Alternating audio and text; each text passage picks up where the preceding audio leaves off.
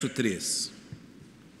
Se você pode colocar-se em pé novamente, faça isto em reverência à leitura da palavra do Senhor. Lerei este único versículo e com os irmãos ainda em pé vou orar. Não terás outros deuses diante de mim. Pai, nosso coração treme diante de tão poderosa verdade e de tamanho mandamento da parte do Senhor, que Tu deves ser única e exclusivamente o Deus de nosso coração. Nosso desejo é que Teu Espírito Santo tenha liberdade de nos admoestar, de nos exortar nesta manhã pela Tua palavra, a fim, ó Pai, que andemos próximos do Senhor e longe do pecado que contamina e destrói esse mundo. Ajuda-nos ao meditarmos nesta verdade. Nós rogamos em nome de Cristo, o nosso Salvador. Amém. Podem se assentar, irmãos. Nós somos ensinados à luz da palavra de Deus, e esta igreja faz questão de relembrar esta verdade constantemente aos seus membros, que há uma escala de valores que possui uma importância eterna e que deve ser obedecida e correspondida por cada um de nós. Esta escala de valores possui uma importância divina e não terrena, e por isso mesmo ela começa por Deus, não por este mundo. Deus está no topo da nossa escala de valores. Mesmo que o mundo despreze a verdade que vem logo a seguir, ela ocupa o segundo lugar nessa escala, e abaixo de Deus está a nossa família. Ou seja, somos servos de Deus e somos aqueles que vivem em família e ousamos e agimos de todas as formas a fim de protegê-la e sustentá-la. A seguir da família, a igreja na qual servimos ao nosso Deus. Então Deus ocupa o topo dessas prioridades. A família vem abaixo dele e a nossa igreja, então, adiante da família. Nenhuma igreja será forte e abençoada se suas famílias não forem fortes e abençoadas, e por isso a família vem após a igreja. A família vem antes da igreja. Após a igreja, o nosso trabalho que mantém o nosso sustento. E após o nosso trabalho, quando possível, o lazer, que também nos é importante e deve ser cultivado também entre nós. O que eu quero tratar-lhes hoje é dos malefícios de invertermos as prioridades.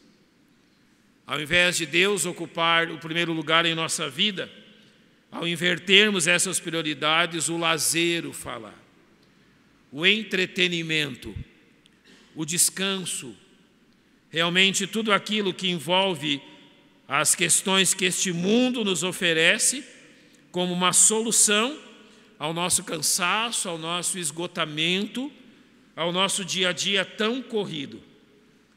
Quando nós invertemos esses valores, nós estamos invertendo também o resultado que colhemos deles. Priorizar Deus na nossa vida é colher os resultados de uma comunhão preciosa com Ele.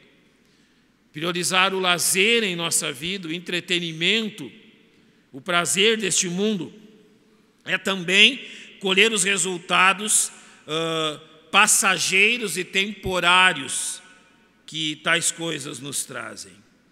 Imagine uma vida onde as prioridades sejam lazer, trabalho, família, igreja e Deus.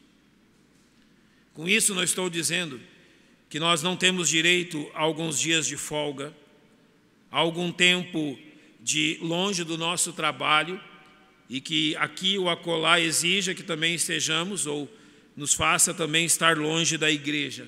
Não quero isso, não quero dizer isso, não entenda dessa forma. Não quero dizer que nós não precisamos deste tempo de descanso e que não precisamos desse tempo de férias e que não precisamos desse tempo de lazer. Nós o precisamos e eles são importantes para a nossa vida, mas eles têm o seu lugar. Têm realmente a sua posição. Agora que se aproximam as férias escolares, a primeira depois desse turbilhão que passamos, a sua mente deve estar cheia de planos e de propósitos. Agora que se aproxima o primeiro período de férias, depois de tantas limitações, imagino que passa-se em seu coração. Como você é o juiz do seu coração, eu quero lhe relembrar algumas verdades que são preciosas.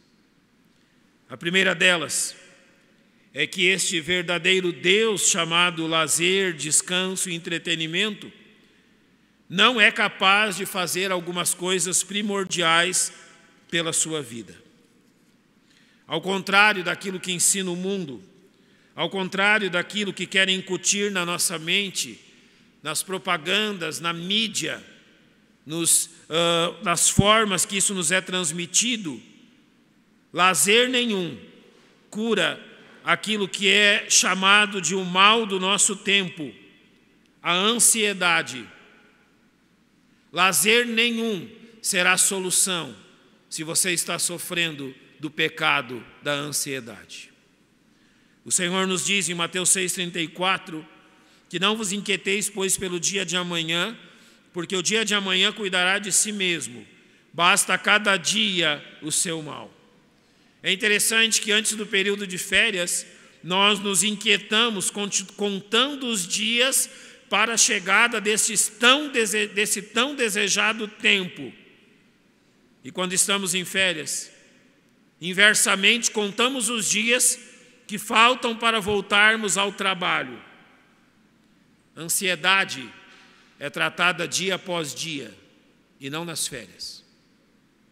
Ansiedade é o resultado claro de invertermos as prioridades e, ao invés de trabalharmos hoje, nos preocuparmos com o amanhã.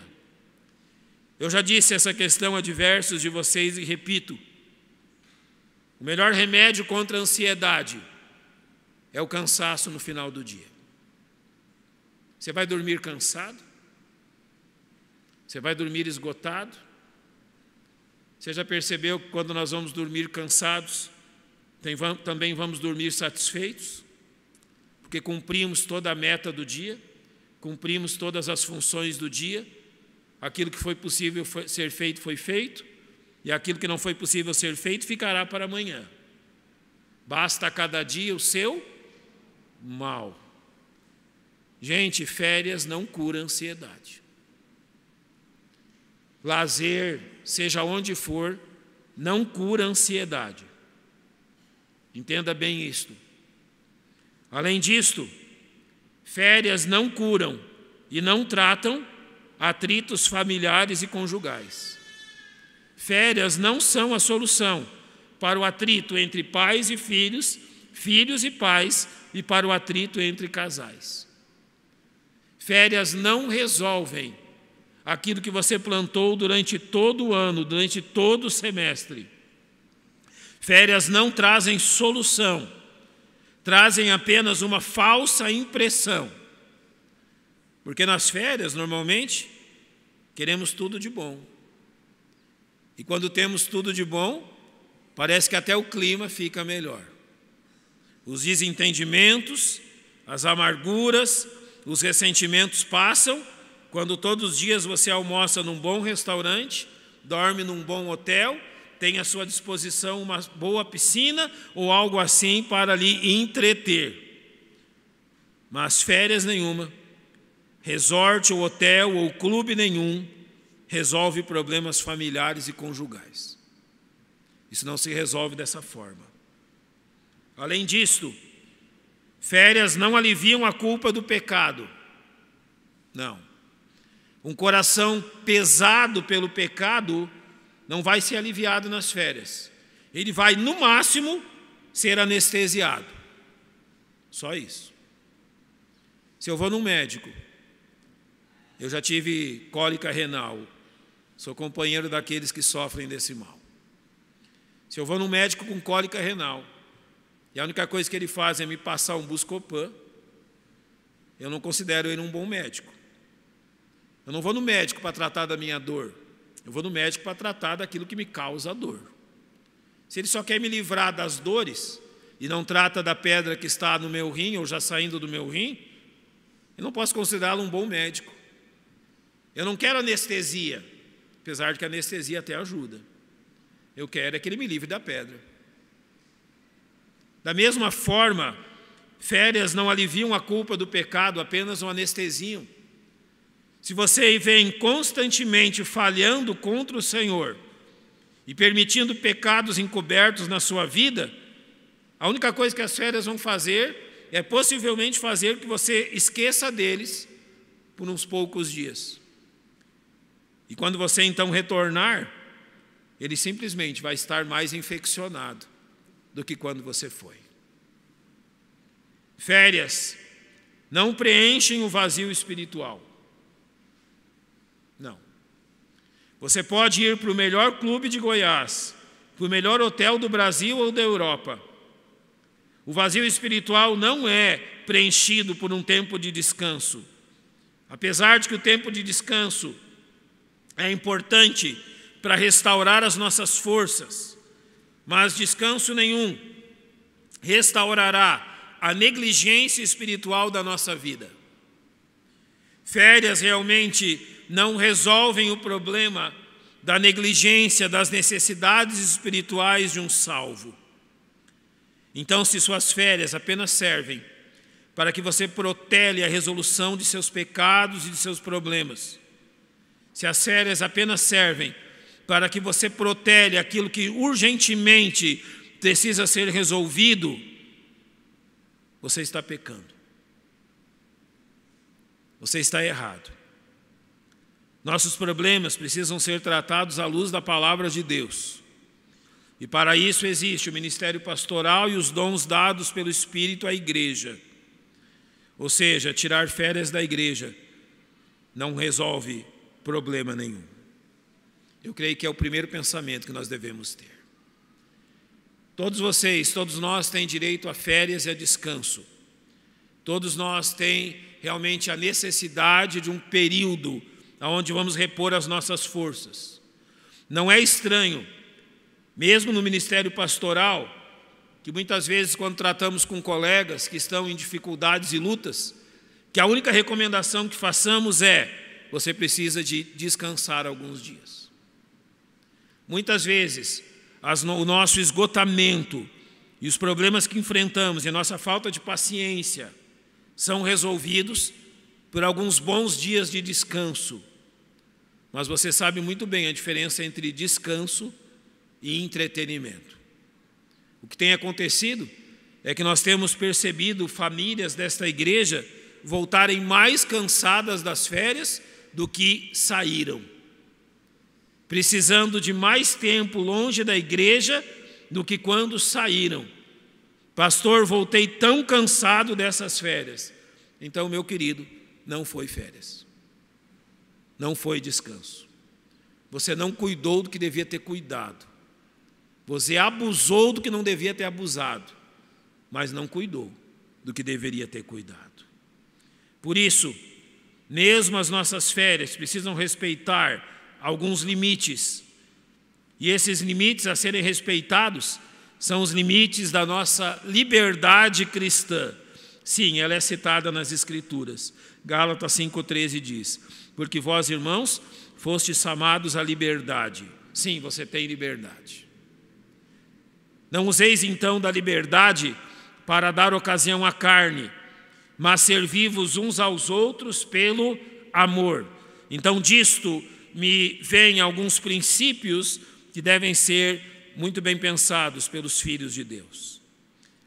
O primeiro, que as minhas férias não expõem a mim e a minha família aos pecados carnais e morais que encontramos nesse mundo.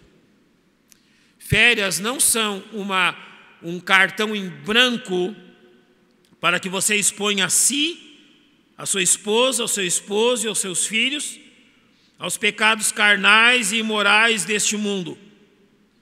Isso significa que férias não são realmente uma autorização para que você use da sua liberdade cristã ao se expor a locais onde a nudez e a sensualidade são a regra. Não. Você é crente aqui e acolá. Você é salvo aqui e acolá. Você não é só salvo nessa igreja. Você é salvo onde você está. E a nudez e a sensualidade já têm causado problemas demais em nosso meio, para que demos então liberdade para que cause ainda mais. A sensualidade sempre foi um problema aonde encontrarmos seres humanos, salvos ou não, a ponto de darmos liberdade a ela. 1 Tessalonicenses 4:4 diz que cada um de vós saiba possuir o seu vaso, o seu corpo, em santificação e honra, não na paixão da concupiscência, como os gentios, que não conhecem a Deus. Ou seja, os salvos não devem imitar os incrédulos no seu modo de se vestir e no seu modo de portar-se. Que os incrédulos busquem, através de roupas sensuais, demonstrar aquilo que deve ser preservado, não deve ser fato imitado pelos salvos. Em segundo lugar, férias não são uma autorização ou uma carta em branco para que você dê lugar a vícios e a embriaguez. Irmãos, não só eu, como a maioria de vocês tem familiares incrédulos. E mesmo em reuniões familiares, é uma dificuldade você estabelecer realmente a diferença entre os filhos de Deus e aqueles que não são. Eu prefiro o comportamento de ser sincero e verdadeiro com meus familiares, sem ofendê-los.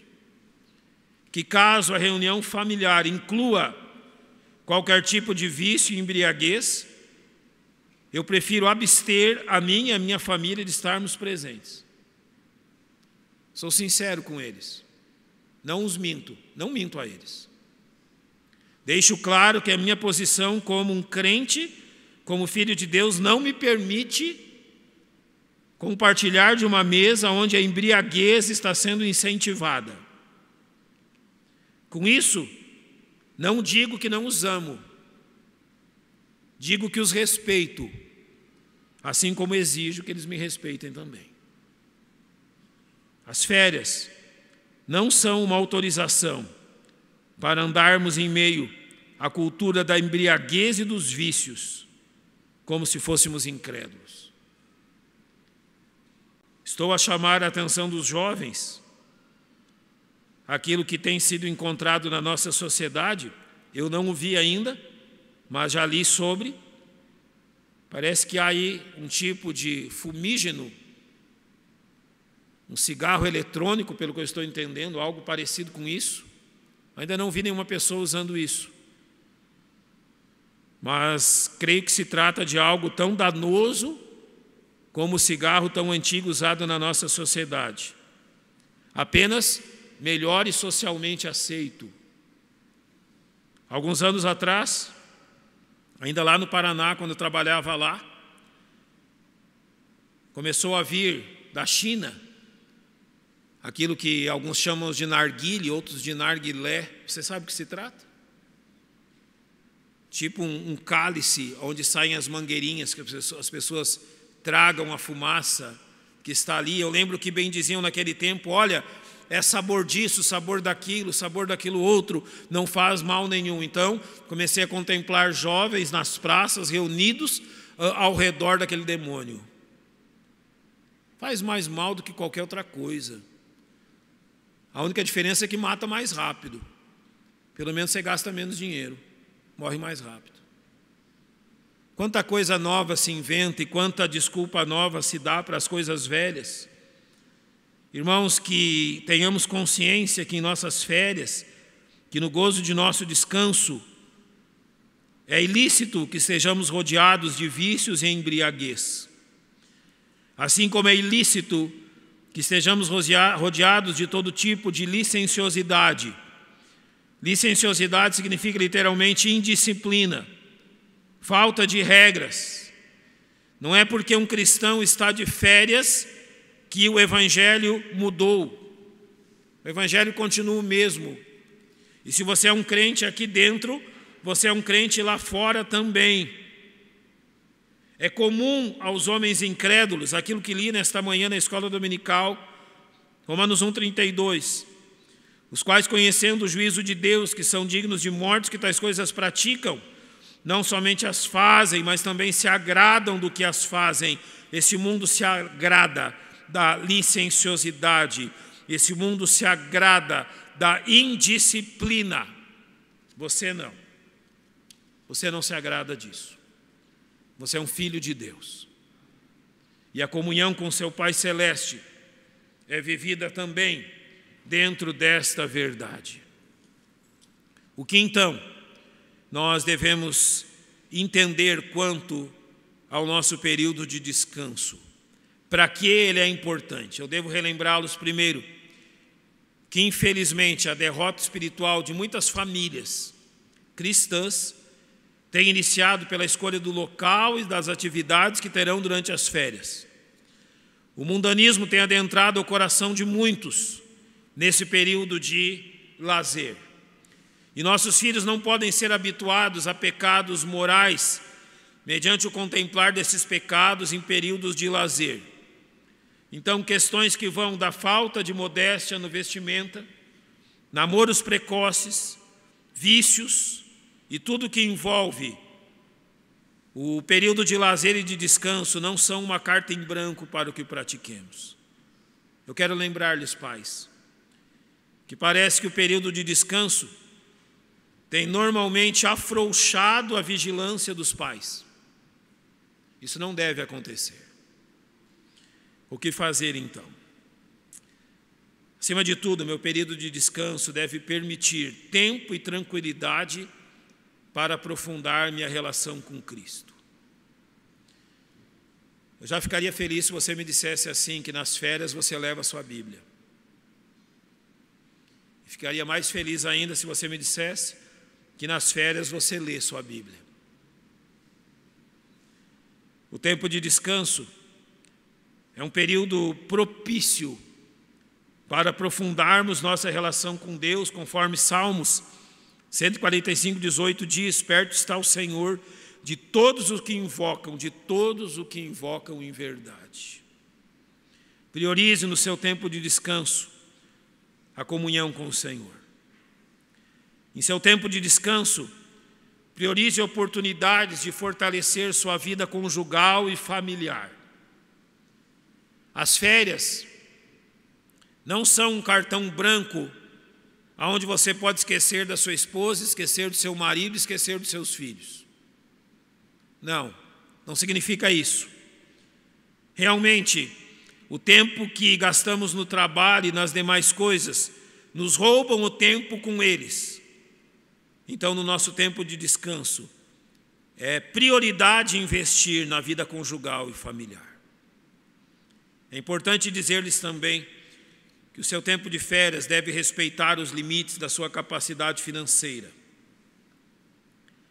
Férias que você goza tendo um cartão para pagar nos 6 meses seguintes não são férias. São uma bomba relógio. Fique dentro do limite dos seus valores, dentro do limite das suas posses. A Bíblia diz: a ninguém devais coisa alguma, a não ser o amor com que vos ameis uns aos outros. De que adiantam uns poucos dias de descanso e meses de dor de cabeça pelas dívidas acumuladas nesse período? Não adianta nada. Então tenha cuidado com isso. Seja sábio nisto. Os destinos, os lugares que você visita devem estar dentro das suas condições e obedecer à sua capacidade financeira. Além disso, planeje as férias para o necessário descanso físico e mental. Nós precisamos de descanso, irmãos. Nós precisamos ter o descanso semanal e nós precisamos ter esse descanso nos períodos de férias. A Bíblia diz em 1 Coríntios 6, 19 e 20: não sabeis que o vosso corpo é templo do Espírito, que habita em vós, proveniente de Deus e que não sois de vós mesmos, porque fostes comprados por bom preço. Glorificai, pois, a Deus no vosso corpo e no vosso espírito, os quais pertencem a Deus. Você glorifica a Deus quando cuida do seu corpo. E o descanso é uma das melhores formas de cuidar do seu corpo. Cada um de nós faz isso de uma forma durante a semana. Cada um de nós tem os seus hobbies, as coisas que lhe dão prazer. Eu gosto de cuidar das minhas plantas, mas eu só gosto das plantas que me dão alguma coisa. Minha esposa gosta daquelas plantas ornamentais. Ela tem dezenas delas. Eu não tenho nenhuma planta que não dê algo para mim comer. Essa é a minha política. Eu não crio nenhum animal que não dê para mim comer, então eu não gosto de gato e cachorro. E tudo aquilo que eu planto eu tenho que comer, senão não vale a pena, na minha perspectiva. Pergunte para minha esposa e ela gosta de samambaia, de orquídea, de não sei o que mais. Eu gosto de alface, rúcula, tomate, essas coisas assim. Por que as faço? Eu digo, eu estou aqui descontraindo com os irmãos. Essa semana eu fui num viveiro comprar um presente para a Keila. O que eu dei para ela de Dia dos Namorados? Uma planta. E eu encontrei lá um bonsai. Você sabe o que é bonsai? Achei incrível. Só que meu dinheiro não dá para comprar ainda um daqueles. Mas é incrível porque você cuida, não é? Você tem ali todos os dias aqueles minutinhos de cuidado. Como isso faz bem à alma? Cuidar de alguma coisa. Eu falei dos cachorrinhos e gatos. Se você cuida deles bem, isso não é errado, de forma alguma. É uma forma também de você dissipar as preocupações da mente. A gente precisa disso durante a semana e a gente precisa disso das férias. Uma coisa que eu e minha esposa sempre fizemos e muito nos agrada é ir para um lugar onde a gente possa fazer longas caminhadas. Isso sempre nos agradou. No começo do dia, no final do dia, com os meninos ou sozinhos, as nossas caminhadas sempre foram prazerosas. E é bom que seja assim. Se você vai sair de férias, planeje o descanso da mente e do corpo. Isso ajudará muito. O que eu estou dizendo é que o mundo está priorizando que as férias sejam um tempo de curtição, de prazer. As férias são um tempo de descanso, nas quais nós temos que ter cuidado das necessidades de todos os membros da família. Sim, os nossos filhos, eles têm também os seus gostos, os seus prazeres, e nós devemos respeitar isso. Eu lembro que nas últimas férias, uma parte do carro ficou só para a bicicleta do meu menino. Levamos a bicicleta desmontada. E rapaz, como ele andou nas férias, é o que lhe dá prazer, o que lhe dá descanso. Não sei como é que alguém descansa pedalando, né, Jais? Mas descansa a mente. Ou seja, se preocupe com todos os membros da família, cada um deles tem realmente um gosto por algo. Se preocupe com todos, de forma que ao final das férias, todos voltem revigorados, descansados, unidos e dispostos. Tempo de férias é um tempo precioso para unir a família. O tempo de férias é um tempo precioso para unir o casal. Na correria do dia, muitas vezes não temos o tempo necessário para conversarmos sobre amenidades. Sabe aquela coisa antiga de falar, jogar conversa ao vento? Conversar sobre aquilo que você gosta de conversar. É bom, é agradável, é necessário, dentro da sua liberdade cristã e dentro da verdade que você é um filho de Deus. Nas suas férias, cuide de si mesmo, cuide de sua família, cuide de sua alma e da alma da sua família. E você verá que o período de férias foi um precioso tempo concedido por Deus para que esses relacionamentos sejam fortalecidos e abençoadores para a sua família e para a sua igreja. Pense nisso. Vamos fechar os nossos olhos, vamos orar.